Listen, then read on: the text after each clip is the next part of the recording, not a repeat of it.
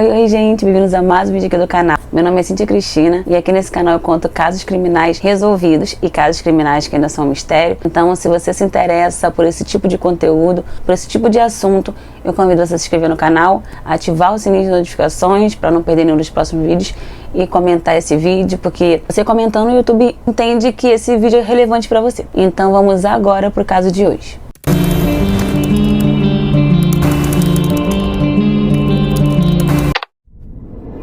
Crime Análise.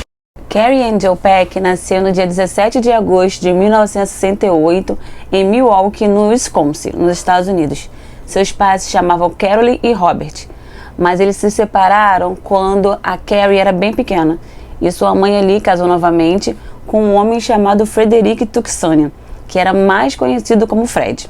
A Carrie também tinha uma irmã mais nova que se chamava Meg, e a sua mãe a descreveu ali como uma menina muito artística e uma menina muito boa na escola. Carrie Ann também tinha um lado meio mandona e gostava das coisas sempre do jeito dela, foi o que disse a mãe dela. Pelos pais ela terem separado quando ela era bem pequena e a mãe ter casado de novo, a convivência ali com o Fred era no mínimo um pouco conflituosa, por questões dela não gostar que ele mandasse nela. Até porque ela era uma adolescente de apenas 13 anos, então a gente sabe que às vezes tem esses conflitos, filhos e os pais, mas como ele era o padrasto dela, eles sempre brigavam por isso. Às vezes ele queria participar mais da educação dela, dar alguma bronca, falar alguma coisa, mas ela não permitia. Ela sempre falava que ele não era o pai dela e não permitia que ele desse bronca de jeito nenhum nela. Então os quatro ali moravam juntos, eles moravam em Cuttaway, que é ali mesmo no centro de Milwaukee. E o Fred estava ali na família ali, né, o padrasto, cerca de 4 anos mais ou menos, que ele estava morando com elas, que ele tinha se casado com a mãe dela. Apesar desse conflito que eles tinham, no geral eles viviam muito bem, os quatro juntos. Não era uma coisa que se passava muito dos limites, esses pequenos conflitos que tinham ali com o padrasto, então era algo que dava para contornar. Em 1982, ali com seus 13 anos, a Carrie estava no 7º ano da escola e no dia 15 de março, a sua amiga Marge dormiu na casa dela. A mãe da Marge não gostava que ela dormisse ali dia de semana na casa das amigas, mas como a Carrie morava na rua da escola, a mãe dela deixou, porque assim elas fizeram uma festa do pijama, se divertiram, mas no outro dia elas iriam para a escola, porque como era perto, então a mãe dela abriu essa exceção. No dia seguinte, então, elas foram juntas para a escola. Elas estavam, a Marge também estava no 7º ano, mas elas não tinham aulas juntas. As aulas delas eram diferentes. Então as meninas foram no dia seguinte para a escola juntas, mas chegando lá elas se separaram, cada uma foi para sua sala. Na hora do almoço, a Marge encontrou com a Carrie, mas ela percebeu que ela estava muito abatida, então ela perguntou o que tinha acontecido, porque ela aparentava estar muito chateada. E a Carrie lhe contou que o menino havia jogado tinta na sua blusa e ela então revidou, batendo nele. E por isso, a diretora da escola tinha mandado ela para casa, tinha dado uma suspensão para ela. Então ali a Carrie, além de estar chateada com toda a situação na escola, com toda a briga ali entre o menino, ele ter jogado tinta na blusa dela, ela ter batido nele, ela também estava muito preocupada com o que o seu padrasto diria, sabe? Porque ela sabia que ia levar um sermão dele. Então ela ficou muito chateada. E sua amiga perguntou se ela queria que ela acompanhasse, fosse embora com ela, mas ela disse que não, que estava tudo bem e foi embora. Mas só que antes disso a escola também ligou para a mãe da Carrie, perguntando se falando, né, o que aconteceu, e perguntou se ela preferia buscar a filha ou podia deixar a Carrie ir sozinha. Então a sua mãe falou que poderia deixar ela sozinha, porque como a distância era curta, 3 minutinhos andando, ela esperaria a Carrie em casa. Então a sua mãe ali, Carole, ficou esperando a Carrie por alguns minutos e a Carrie não apareceu. Então ali se tornou mais ou menos 1 hora e nada da Carrie. Mas assim, sua mãe não se preocupou logo de início, porque imaginou que ela tivesse ido para casa de alguma amiga, as amigas que moravam ali próximos a ela, então ela pensou que ela tivesse ido para casa de alguma amiga, pois estava muito chateada, né, pelo ocorrido que aconteceu na escola. Então a mãe dela não se preocupou muito. Algumas fontes dizem que o real motivo da Carrie ter sido suspensa da escola foi porque ela estava matando aula, que ela estava ali no corredor e estava matando aula. As horas foram se passando e nada da Carrie chegar em casa, então sua mãe começou logo a se preocupar, porque começou a escurecer. Então a mãe da Carrie ficou muito preocupada e decidiu ir à casa de uma das melhores amigas ali da filha, uma menina que chamava Robin. Ela morava assim do outro lado ali já da rua praticamente, muito pertinho da casa da Carrie. Mas quando a mãe perguntou sobre a Carrie, a Robin falou que não sabia da amiga, que a última vez que tinha visto foi na escola, não sabia dela e nem sabia onde ela podia estar. Então a mãe dela foi até a outra amiga, a Marge, que havia dormido, né, no dia anterior na casa da Carrie. E ela também, Marge também disse que a última vez que tinha visto a Carrie foi na escola, foi depois dela ter sido suspensa quando ela foi para casa e não sabia dizer onde também estava a amiga. Então Carrie pegou e andou ali toda a vizinhança procurando a Carrie, perguntando quem podia ter lá visto, quem podia ter falado com ela.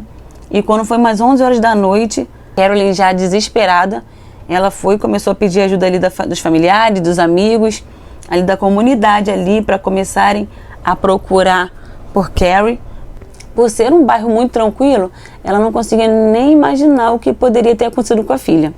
Então foi montado ali um grupo de busca pelos vizinhos, amigos, pela comunidade ali, e não encontraram em lugar nenhum. Procuraram tudo, mas não encontraram Carrie. Já no dia seguinte ali, no dia 17 de março, a Carolyn foi até a polícia e apresentou uma queixa de desaparecimento e as investigações foram iniciadas. Os policiais começaram a investigação perguntando a amigos e familiares, vizinhos, na escola, se alguém tinha visto ou falado com ela, mas como não obtiveram nenhuma resposta e sinal da adolescente, a primeira suspeita mesmo da polícia foi que ela teria fugido de casa e acabou indo para a casa do pai dela, o Robert, porque ele morava ali pertinho, ele morava no mesmo bairro, em Milwaukee também, mas o pai dela não sabia também dela, ele estava trabalhando no dia do desaparecimento e não tinha tido nenhuma notícia dela ou falado com ela nesse dia. E nesse mesmo tempo de acharem que ela fugiu, a polícia também estava tratando esse caso como sequestro, por ser uma menina de apenas 13 anos que não foi vista por ninguém, então a polícia também estava indo por essa linha de investigação. Já um suspeito que foi meio ali investigado no começo era o irmão da sua melhor amiga Robin. Ele se chamava John Mance. O John Mance, ele morava ali, né, do outro lado da rua, era bem próximo à casa da Carrie, e ele tinha muitos problemas com a polícia. Ele tinha 17 anos na época e ele já tinha antecedentes. Ele foi descrito pela polícia como um garoto problema e abandonado. Os crimes que ele tinha eram os crimes por pequenos furtos, se metia com tráfico de drogas. E também se sabe que ele tinha um certo interesse em Carrie, um certo interesse romântico nela. Então por isso que no comecinho ele foi investigado. Então os policiais levaram ele para interrogatório, obviamente. Ele negou o envolvimento, disse não saber o que aconteceu com a Carrie. Como os policiais não tinham nenhuma evidência concreta sobre ele, tiveram que liberá-lo. Uma outra linha de investigação era sobre o possível envolvimento de Fred, o padrasto de Carrie, porque uma pessoa contou à polícia que ele tinha acabado de fazer uma laje de concreto em um pátio no seu quintal. Então pensavam que ele pudesse ter escondido o corpo de Carrie embaixo daquele concreto.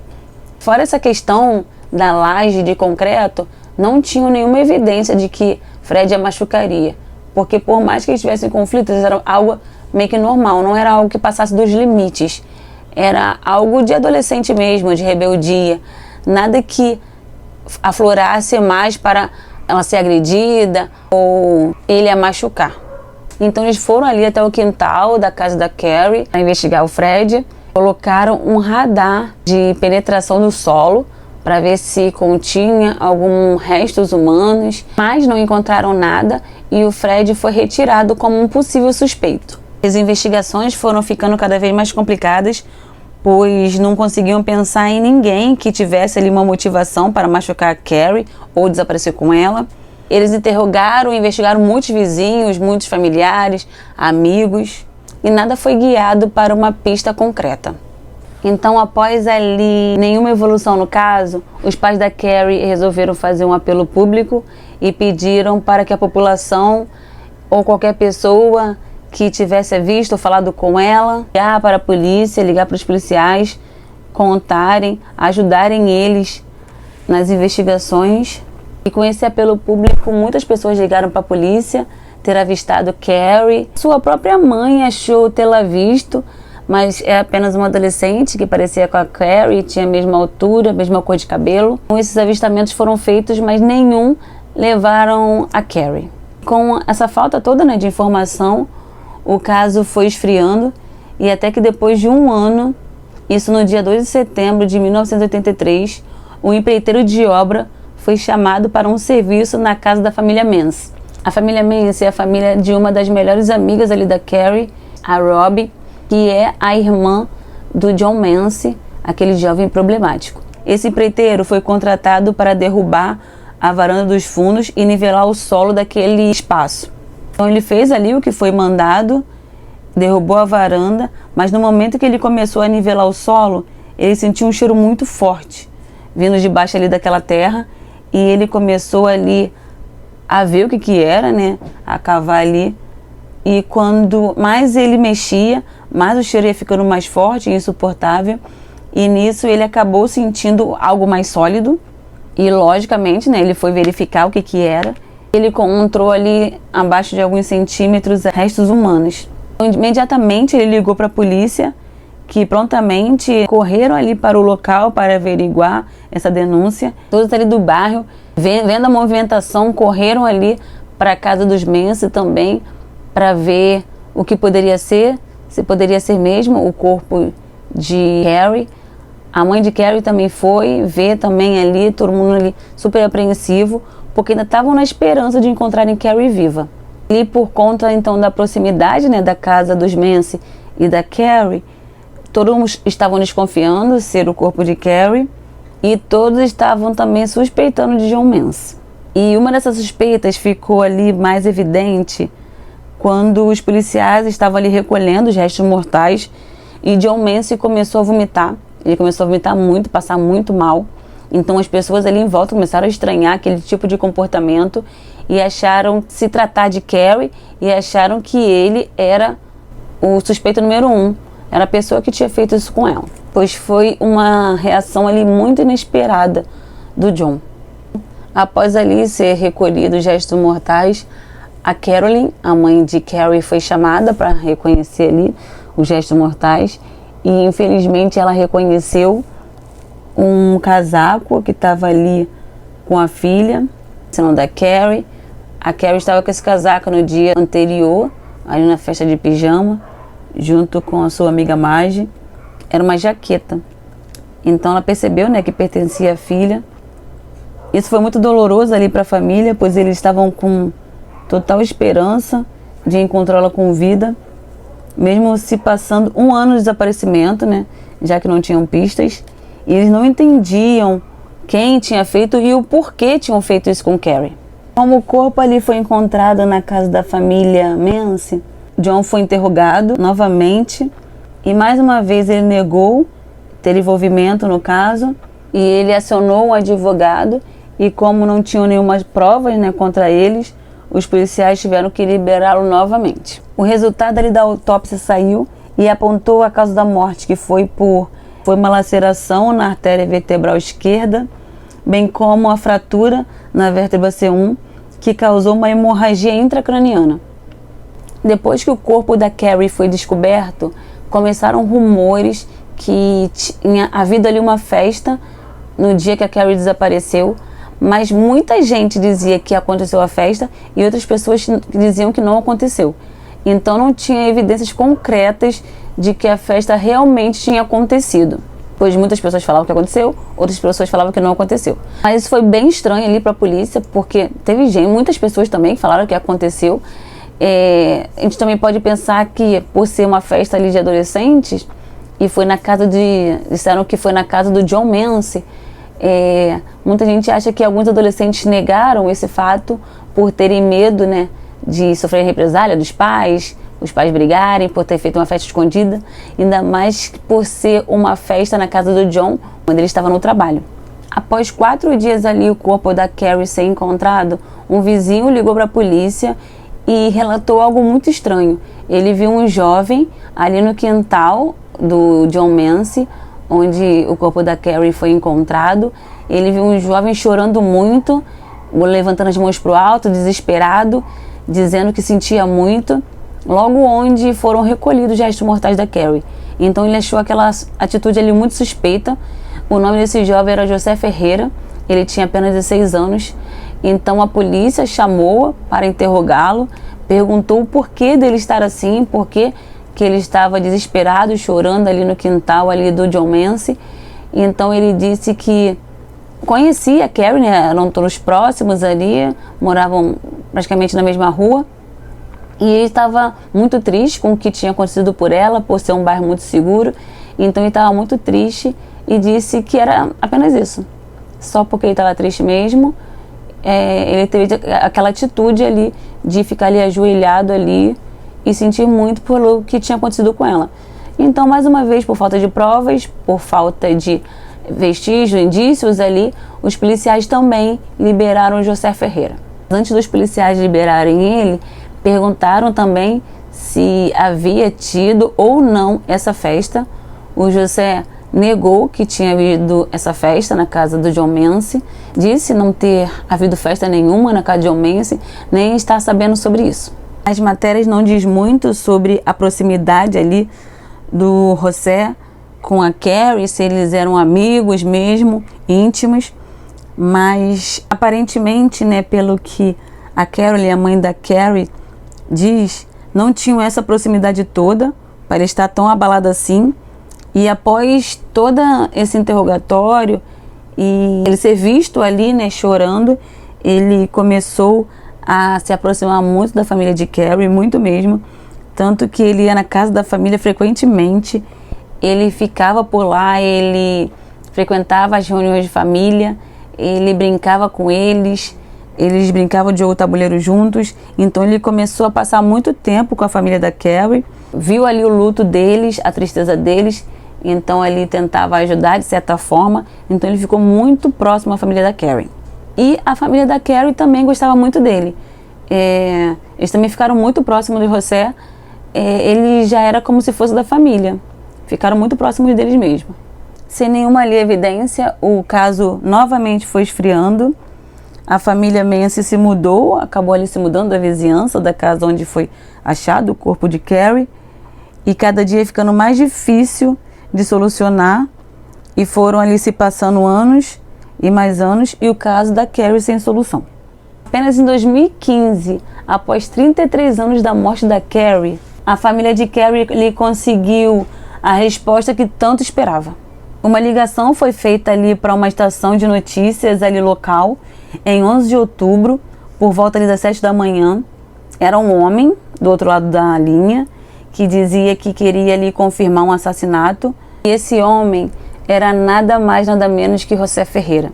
O mesmo ali que estava ali chorando, desesperado, ali no quintal onde foram encontrados os restos mortais de Carrie. O mesmo que se aproximou da família de Carrie enquanto eles estavam em luto, desesperados ali, tentando se recuperar desse baque que era perder a filha tão violentamente, né, assassinada.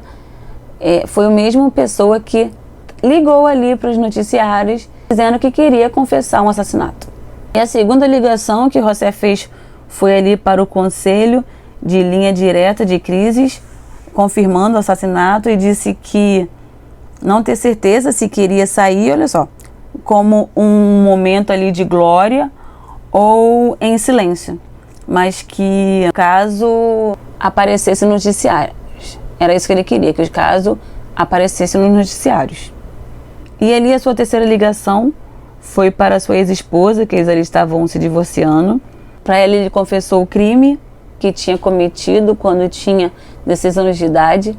O José estava com 50 anos quando ali confessou esse crime e o cometeu, né, com 16. Então ali sua esposa foi até a delegacia. Ela falou, né, o que tinha ouvido de José, que ele havia assassinado uma pessoa. E os policiais não puderam acreditar logo de cara. Eles tiveram que resgatar todo ali o caso, todas as evidências ali. Então analisaram tudo novamente para conferir ali a legitimidade ali da confissão dele. para verem mesmo se na época ele era um suspeito. E no dia 13 de outubro de 2015, o José confessou para os policiais a autoria ali do crime. Ele disse para eles que foi quem matou a Carrie. Então o José ali foi acusado de assassinato em segundo grau. Ele disse que naquele fatídico dia, Carrie estava ali voltando para casa após ser suspensa da escola, quando ela se deparou com uma festa na casa de John Mancy. Então ela foi chamada para essa festa. Então ela aceitou ir, até porque ela estava chateada, então ela aceitou ir para essa festa. Eu creio que ela queria esparecer, esquecer o que tinha acontecido na escola. Mesmo que tenha rolado essa briga com o menino, jogado tinta na blusa dela, ou ela ter ficado no corredor, mesmo assim ela não queria ir para casa. Ela estava muito triste, chateada com o que poderia o padrasto falar, a mãe dela falar, brigarem com ela. Então creio eu que ela meio que foi uma rota de fuga à festa. Aí, segundo o José, isso tudo segundo ele, né, gente? Ele disse que ele estava na festa e no momento a Carrie chegou até ele perguntando se tinha alguma coisa para beber. Ele disse que não tinha, mas que tinha um cigarro de maconha. Então diz ele que ela aceitou. Ele chamou ela para sair dali, para irem até o porão, para ficar ali fumando. E ela aceita, então ela foi até o porão com ele, mas quando ela fica ali diante do porão, ali na porta, ela desiste. Então ela diz que não quer mais. Então e ele fica insistindo para que ela vá no porão com ele. Ela foi dura, disse que não queria, mas desistiu. Mas pela negativa dela, ele querendo forçar a entrar, ele a empurrou da escada abaixo. Ele que ela bateu então a cabeça no corrimão e a cabeça dela foi para trás, como se o pescoço dela tivesse quebrado. Ele não tinha percebido que ela estava morta. Ele só diz que só percebeu que pensou que ela só estivesse desmaiada. Ele pensando ali que ela estava desmaiada e acariciou os seios dela. Gente, isso é muito, muito terrível. Ele acariciou os seios dela achando que ela estava inconsciente, o que é um abuso, né? É um abuso sexual, pois não era consentido, já que ele achava que ela estava desmaiada, mesmo assim ele fez. Até porque, né, ele a jogou de escada abaixo. Já começou dali, né? O abuso dele, já jogando, a forçando a entrar no porão. Então ele desobedeceu ali o não dela. Quando ele estava ali agredindo sexualmente, ele percebeu que ela não estava respirando. Ele então, em desespero, sabendo né, que não poderia somente deixar o corpo ali, as pessoas iriam saber que foi ele a última pessoa a vê-la. Então ele sabia que tinha uma porta ali no porão que dava para essa varanda que tinha na casa de John Mancy. Então ele puxou o corpo dela até embaixo dessa varanda, cavou uma mini cova, porque eu digo uma mini cova porque quando ele acabou de meio que enterrar ela, ainda dava para ver os cabelos dela. Vocês verem a tamanha crueldade.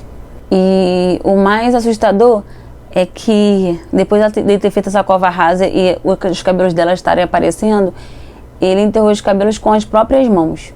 O José diz que ter agido sozinho e que o que entregou muita gente ali, né, porque as pessoas achavam que não podia ter feito isso, sendo que a festa estava acontecendo lá em cima, e ele fazer isso tudo sozinho e ninguém ter percebido, ninguém ter notado nada que ele tinha sumido. E ele sumir ali cerca de 45 minutos. Então muita gente achou isso muito estranho, mas ele foi firme em dizer que ele agiu sozinho. Por estar sendo acusado de assassinato de segundo grau, sua sentença poderia ser de 20 anos.